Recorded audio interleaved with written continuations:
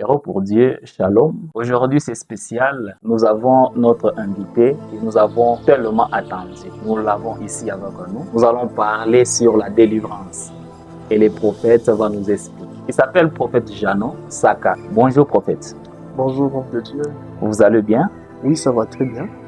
Oui, nous allons aussi bien par la grâce de Dieu. En fait, prophète, vu l'ampleur du message de la délivrance dans le corps de Christ, j'aurais aimé que nous puissions aussi en parler. Qu'est-ce que vous en dites? La délivrance, c'est un sujet tellement d'actualité aujourd'hui, dans cette génération, à cette époque où nous sommes. Mais il est très important de comprendre la délivrance selon la parole de Dieu, pas selon ce qui est dit ou bien selon ce que les hommes expliquent sur la délivrance. La Bible explique la délivrance par elle-même. Et je pense aujourd'hui, Dieu nous fera grâce par la Bible de découvrir ce que la délivrance. Merci beaucoup, prophète. Nous avons écouté, entendu ce que le prophète vient de dire. En tout cas, la Bible doit nous définir qu'est-ce que c'est que la délivrance. Au lieu de prendre ici et là, ce que nous pensons être vrai. La Bible, c'est elle la vérité. Alors, prophète, j'ai des questions que je vais vous poser pour que nous ayons tous une meilleure compréhension sur la délivrance. Je m'aimerais commencer par vous demander qu'est-ce que vous pouvez dire pour des chrétiens nés de nouveau. La délivrance, ça peut signifier quoi chez eux? En fait, je voudrais aller d'abord de manière large. Quand on parle de délivrance, je me permets d'essayer de définir avec mes propres mots. Puis nous allons voir maintenant dans les Écritures tout ce qui est comme délivrance, ça veut dire les formes de délivrance. On va essayer de voir ça dans les Saintes Écritures. Quand on parle de la délivrance, c'est tout simplement l'action de libérer une personne de la puissance du péché, de la puissance de démons, de la puissance du diable et de certaines habitudes. C'est cela qu'on va appeler la délivrance. Mais seulement, la délivrance est de plusieurs formes, si je dois le dire. Elle est de plusieurs formes. La délivrance dans la vie du chrétien, est-ce que ça existe? La délivrance, c'est quoi? Comment je dirais? La délivrance a combien de formes? Voilà. Donc la délivrance, si à la lumière des Saintes Écritures, Jésus-Christ lui-même dit d'abord, il dit dans Jean chapitre 8, le verset 36, il dit, si le Fils vous affranchit, vous serez réellement libre. C'est-à-dire que la délivrance ne vient pas par un homme. La délivrance, ce n'est pas quelque chose qu'un prophète, qu'un pasteur, qu'un docteur ou apôtre peut accorder à quelqu'un. La délivrance, c'est quelque chose que Jésus lui-même peut apporter à la vie d'une personne. C'est comme ça qu'il dit, si le Fils vous affranchit, vous serez réellement libre. Donc le problème aujourd'hui avec des gens qui ne sont pas libres, on se dit qui vous a affranchi? Parce que si c'est le Christ qui vous a affranchi, vous serez réellement libre. C'est cela la plus grande question. Qui vous a affranchi?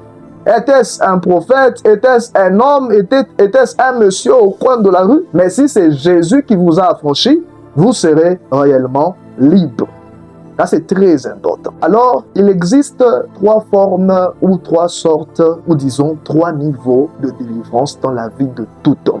Alors, le prophète, oui, ça en tout cas, c'est déjà clair dès le début. C'est déjà clair. On aimerait apprendre encore davantage sur ce que vous venez de dire. Il y a trois formes de délivrance. En tout cas, je suis sûr que les gens sont impatients d'écouter ce que vous voulez parler sur les trois formes de délivrance. Est-ce qu'on peut écouter cela?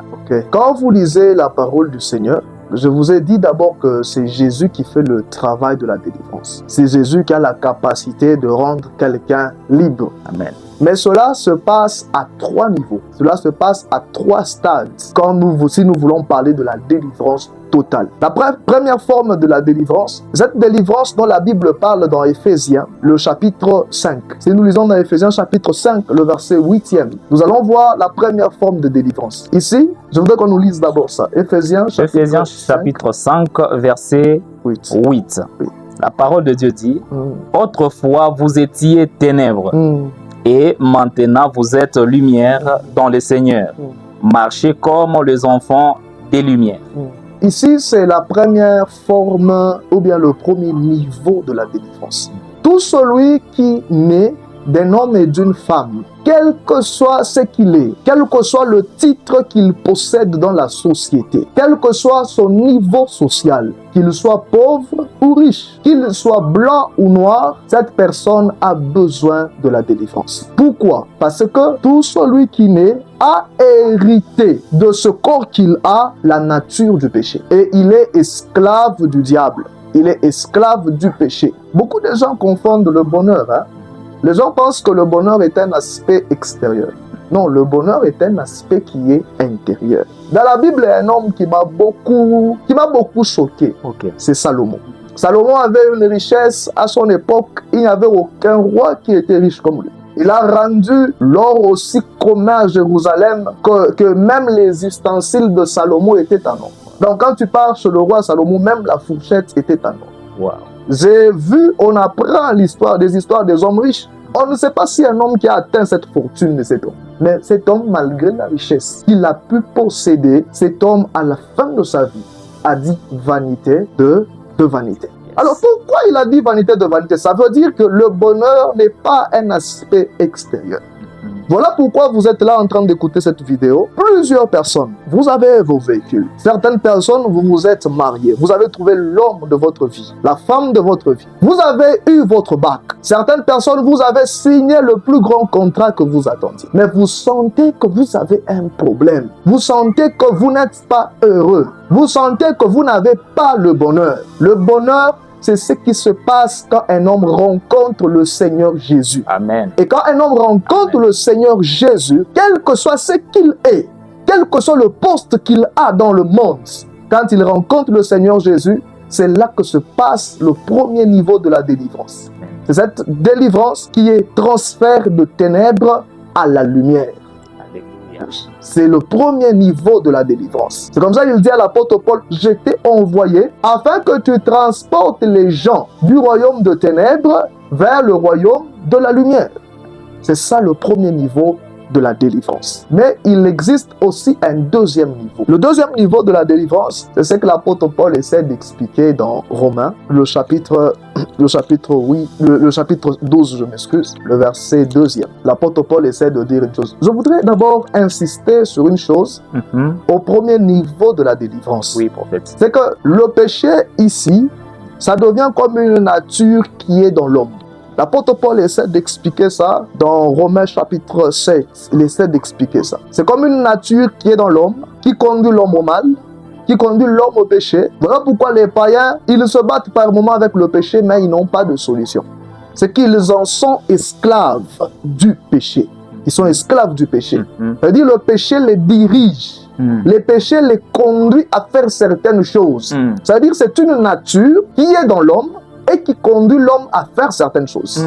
Voilà. Donc, quand vous rencontrez maintenant le Seigneur Jésus, cette nature-là, elle meurt. Alléluia. Et vous devenez une nouvelle créature. Alléluia. Et c'est à ce stade ici, je voudrais insister, que se passe une délivrance instantanée. Les liens des familles tombent quand vous rencontrez le Seigneur Jésus. Alléluia. Les autels sataniques tombent quand vous rencontrez le Seigneur Jésus. Amen. Tout ce que vous avez comme loi, comme malédiction générationnelle, quand vous rencontrez le Seigneur Jésus, toutes ces choses tombent.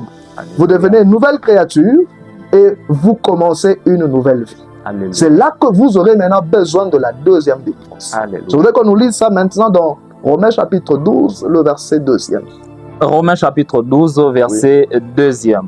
La parole de Dieu dit: ne vous conformez pas au siècle présent, mais soyez transformés par le renouvellement de l'intelligence, afin que vous discerniez quelle est la volonté de Dieu, ce qui est bon et agréable et parfait. Okay. Après la délivrance instantanée, qui est le premier niveau de la délivrance, c'est-à-dire que c'est une délivrance, transfert de ténèbres à la lumière. Les liens de famille tombent. Les autels maléfiques de vos grands-pères, arrière-grands-pères tombent. Amen. Les alliances tombent. Amen. Déjà là. Et ça ne demande plus que vous puissiez faire une prière pour que ça tombe. Amen. Juste le fait que vous avez accepté Jésus. Ça, c'est toutes fort. ces choses viennent de tomber. Ça, c'est fort. Mais maintenant, il y a le deuxième niveau. Le deuxième niveau, ça devient une délivrance. Je voudrais l'appeler pour nous permettre à tous de comprendre. Ce deuxième niveau de la délivrance, c'est la délivrance de la vaine manière de vivre de nos pères. Si le premier niveau, c'était la délivrance du péché et du diable, Le deuxième niveau, ça devient la délivrance de la vaine manière de vivre des pères. Et ici, c'est une délivrance que j'appelle aussi la délivrance renouvellement de l'intelligence. Cette délivrance, elle est une délivrance progressive. C'est comme ça que la Bible dit que quand les gens donnaient leur vie au Seigneur, ils étaient assidus au temple. La Bible souligne de précision qu'ils persévéraient dans les enseignements des apôtres. Cette délivrance, renouvellement de l'intelligence, se passe de deux manières. Ou bien c'est par deux choses que vous allez l'avoir en vous. Premièrement, vous allez avoir cette délivrance par la lecture de la Bible et par les enseignements que vous écoutez à l'église. Quand vous écoutez ça, les vaines manières de vivre des pères, cette vaine manière de vivre, elle disparaît. Il y a maintenant un nouveau raisonnement.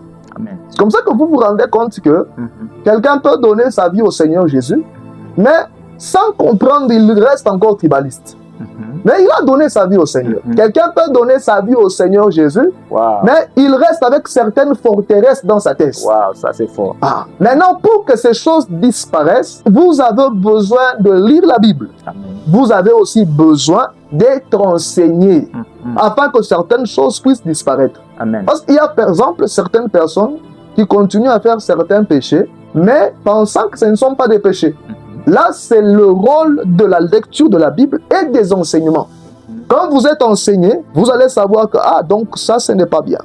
Quand vous serez enseigné, vous saurez que, non, un chrétien ne se conduit pas comme ça.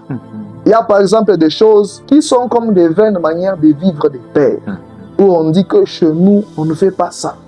Chez nous, nous sommes comme ça. Chez nous, nous sommes comme ça. Ça, c'est la vaine manière de vivre des pères. Qui est censé tomber comment? Quand vous lisez la Bible, parce que la Bible dit, en Timothée, la Bible dit que toute écriture est inspirée. Toute écriture est utile pour instruire, pour corriger dans les voies du Seigneur, afin que l'homme soit propre à toute bonne œuvre. Quand on enseigne un homme, cet homme commence à manifester une nouvelle identité dans sa marche. Et ça, c'est très, très important. Si on doit finir par la troisième forme, le troisième niveau de délivrance, cette délivrance qui se passe au niveau du corps. La délivrance du corps physique que nous portons. Nous avons besoin d'être délivrés par rapport à ce corps. Nous avons vraiment besoin d'être délivrés par rapport à ce corps. La délivrance du corps physique, vous savez que le corps que nous portons ici, l'apôtre Paul avait l'habitude de dire que chaque fois que je suis encore dans la chair, je me sens comme si je suis éloigné de Dieu. Je le dis dans mes mots. Si je suis éloigné de Dieu. Mais il dit que quand Jésus-Christ viendra, le corps que nous avons sera changé. Il sera transformé. Et nous allons avoir un corps qui sera incorruptible.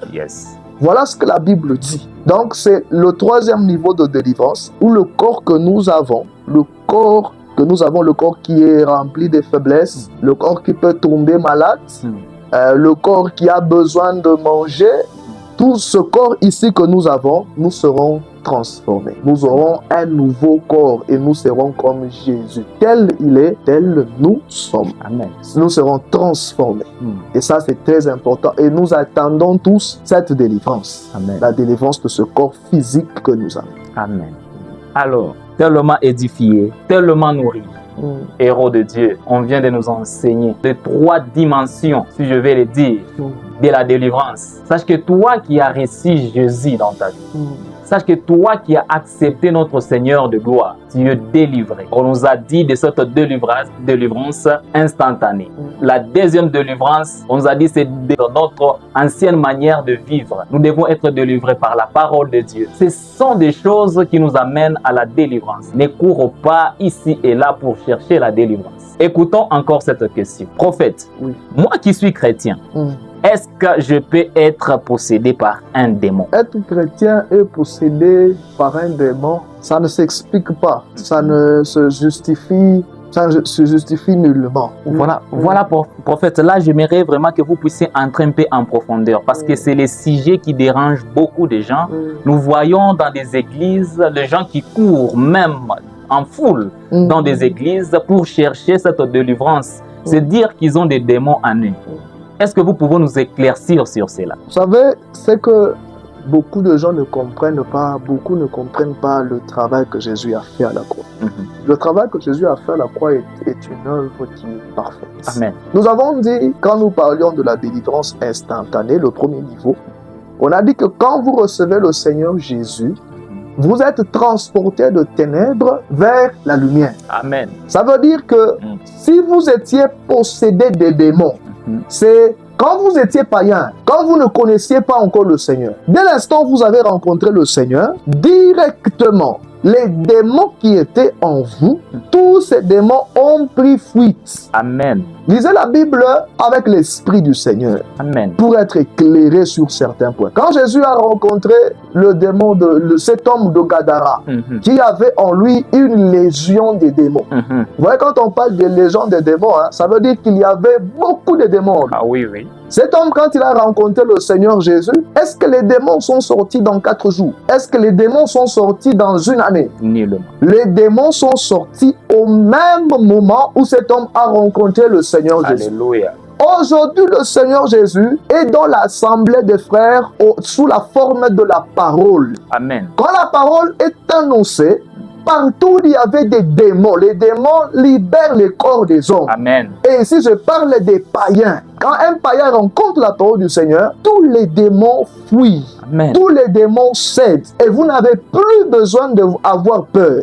Que personne ne vous fasse peur en vous disant que vous avez besoin d'une délivrance. Celui qui délivre, c'est Jésus. Amen. Celui qui rend libre, c'est Jésus. Amen. Oui, il dit, si le Fils vous affranchit, vous serez réellement libre. C'est-à-dire, tous les démons sont chassés par Jésus. Alléluia. Ça ne demande pas suivre des prières. Ça ne demande pas être dans un programme de jeûne. Non, non. Quand vous rencontrez le Seigneur Jésus, tous les démons sont chassés. Amen. Amen. Très fort. C'est très fort. Toi qui viens de passer maintenant sur cette vidéo, tu écoutes cette parole, tu es touché. Sache que si tu acceptes Jésus-Christ dans ta vie, tous les démons qui t'ont possédé, oui, tous les démons doivent dégager de ton corps. Parce qu'il y a maintenant un nouveau Seigneur sur toi. Oui, même les liens des familles, Amen. tout cela est brisé. Amen. Quand vous rencontrez le Seigneur Jésus. Amen. Les autels sataniques de vos familles sont brisés par rapport à votre vie quand vous rencontrez le Seigneur Jésus. Amen. Oui. Amen. Ça veut dire que vous êtes transporté de la famille où vous étiez.